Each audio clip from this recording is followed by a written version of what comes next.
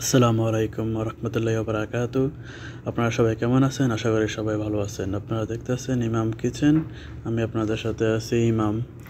তো আজকে আমরা যে রেসিপিটা রান্না করব সেটা হচ্ছে গরুর কলিজা এবং সাথে কিছু গরুর মাংস।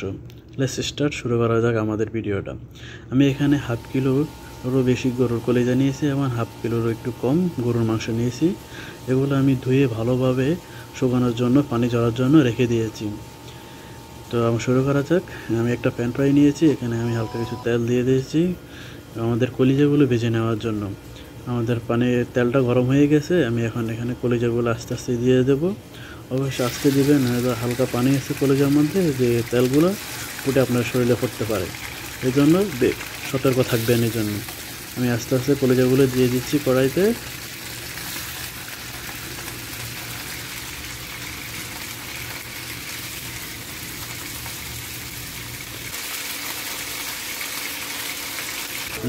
সুন্দরভাবে এগুলো ভেজে নেবেন আপনারাও। এগুলো ভেজে নেওয়ার কারণ একটাই, যাতে এগুলো থেকে সুন্দর একটা ঘ্রাণ আসে, এই জন্য আমি কলিজাগুলো প্রথমেই ভেজে নিয়েছি।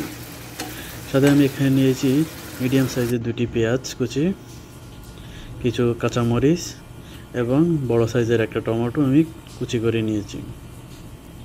আর একটা নতুন কড়াই নিয়েছি, এখানে আমি তেল দিয়ে দিয়েছি গরম করার জন্য। এখানে আমি আমাদের যে গরম মশলা আছে কিছু, এগুলো আমি দিয়ে দিব। এখানে তেজপাতা, এলাইচি, লং এগুলো আছে, আমি এগুলো সবগুলো এখানে দিয়ে দিব। আপনারা চাইলে এটা পরেও দিতে পারেন, সমস্যা নাই, তবে আমি এটা আগে দিয়ে দেবো গরম মশলাটা সুঘ্রাণ আসার জন্য। এগুলো হালকা 1-2 মিনিট নেড়ে নেবেন। পরে আমাদের যে পেঁয়াজ কুচি আছে, আমরা এখানে এখন আমাদের পেঁয়াজ কুচিগুলো দিয়ে দিব।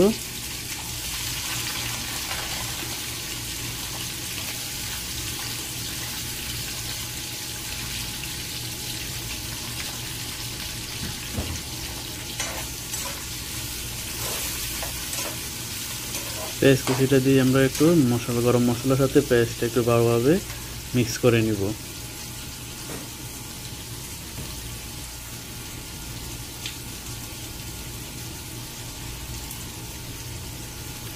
সাথে আমরা একটু পরিমাণ মতো লবণ দিয়ে দিব।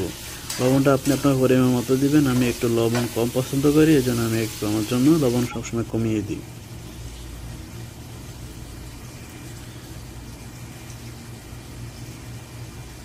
আমাদের পেঁয়াজগুলো ভাজা হয়ে গেছে, কমপ্লিট সিদ্ধ হয়ে গেছে। এখন দেখছেন আমাদের কিছু ব্রাউন কালার হয়ে গেছে আমাদের পেঁয়াজ। এখন আমাদের এই যে বাকি টমেটো এবং কাঁচামরিচ আছে, আমরা এগুলো দিয়ে দিব আস্তে আস্তে।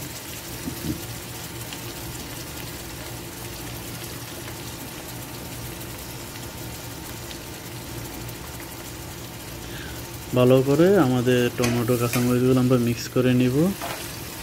ঢাকনাটা ঢেকে দিব, আমাদের টমেটো একটু সিদ্ধ হয়ে যায়, নরম হয়ে যায় টমেটোগুলো। আমরা একটু লেড়ে নিব যাতে আমাদের পাতিলের মধ্যে লেগে না যায়।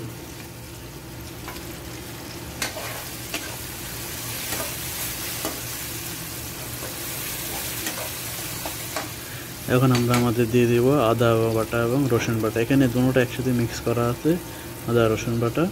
আমরা এখন এগুলো দিয়ে দিব আমাদের কড়াইতে। সুন্দরভাবে আমরা এগুলো একটু মিক্স করে নিব আমাদের পেঁয়াজ মরিচের সাথে।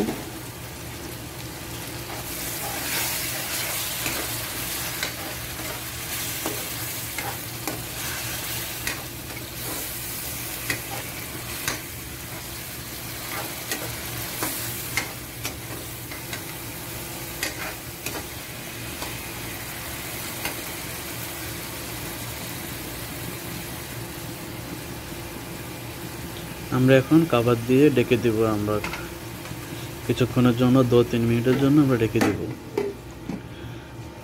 দেখছেন আমাদের সুন্দর একটা কালার চলে এসেছে। আমরা একটু লেড়ে দেব যাতে কড়াইয়ের নিচে না লেগে যায়।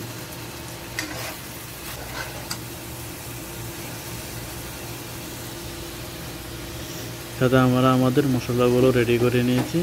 এখানে হলুদ 2 চামচ, গরম মশলা 1 চামচ, কারি পাউডার 1 চামচ, জিরা 1 চামচ। এখানে আমি 4টা মশলা ইউজ করতেছি। এখানে যে কারি মশলাটা আছে, এটার মধ্যে অনেক কিছু মিক্স আছে, এজন্য আমি এক্সট্রা করে কোনো মশলা নিলাম না, এই 4 পদের মশলা নিয়ে আমি মিক্স করে দিচ্ছি।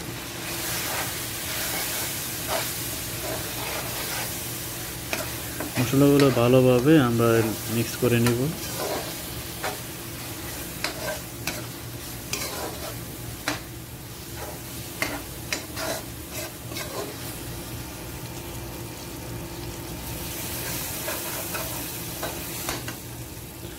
আমাদের মশলাটা প্রায় কষিয়ে এসেছে। আমরা এখানে হালকা পরিমাণ পানি দিয়ে দিব যাতে পাতিলের মধ্যে না লেগে যায়। পানি দিয়ে আমরা একটু নেড়ে নেব। যে কোনো তরকারির ক্ষেত্রে আপনার যতক্ষণ আপনার মশলাটা রেডি করবেন, অনেকক্ষণ কষিয়েবেন, তখনই আপনার ঘ্রাণটা অনেক সুন্দর আসবে এবং খেতে অনেক ভালো লাগবে। আমরা ডেকে দিয়েছি 5 মিনিটের জন্য আমাদের মশলাটাকে। এখন আমরা ঢাকনাটা উঠিয়ে দেখব। দেখছেন কত সুন্দর একটা কালার এসেছে আমাদের তরকারির মধ্যে। এখন আমাদের যে বাকি গরুর মাংসটা আছে কিছু, আমরা এই মাংসগুলো এখন দিয়ে দিব আমাদের এখানে।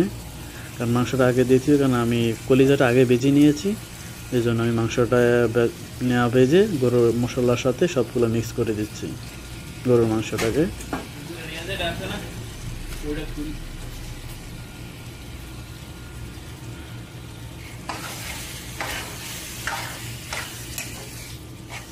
আপনারা চাইলে গরুর কলিজা যখন রান্না করবেন গরুর মাংস না দিতে পারেন, সমস্যা নেই, শুধু কলিজা ভুনা করতে পারেন, গরুর মাংসটা স্কিপ করতে পারেন। কিন্তু আমি শুধু কলিজা পছন্দ করি না, তাই আমি সামান্য হাফ কিলোর একটু নিচে গরুর মাংস নিয়েছি সাথে, এই জন্য আমি ওটার সাথে মিক্স করেছি।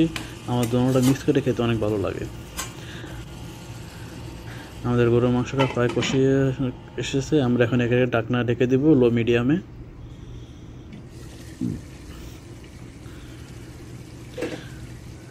সুন্দর একটা কালার হয়েছে, আমাদের গরুর মাংসটা প্রায় রান্না হয়ে এসেছে। আমরা এটা এখন একটু নেড়ে নিব।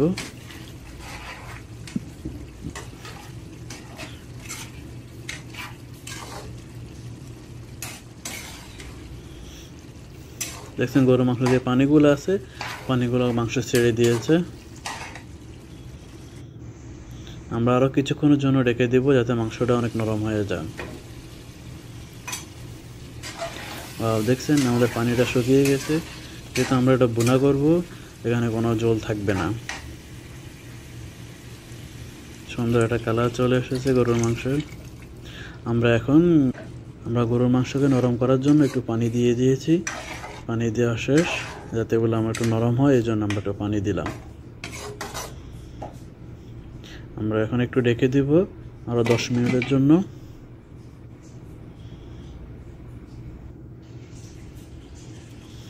আমাদের একদম রেডি, গরুর মাংস কলিজা রেডি হয়ে গেছে। আমরা দুঃখিত জানাচ্ছি আপনাদের সবাইকে যে আমরা কলিজার মাংসটা দেখাতে পারিনি আপনাদেরকে। আমার কিচেনে একটু সমস্যা হয়েছে, এই জন্য আমি আর ভিডিওগুলো করতে পারিনি। সমস্যার কারণে আমি পুরো ভিডিওটা কমপ্লিট করতে পারিনি। ইনশাআল্লাহ নেক্সট ভিডিও পুরো কমপ্লিট করব। সবাইকে থ্যাংক ইউ, ধন্যবাদ।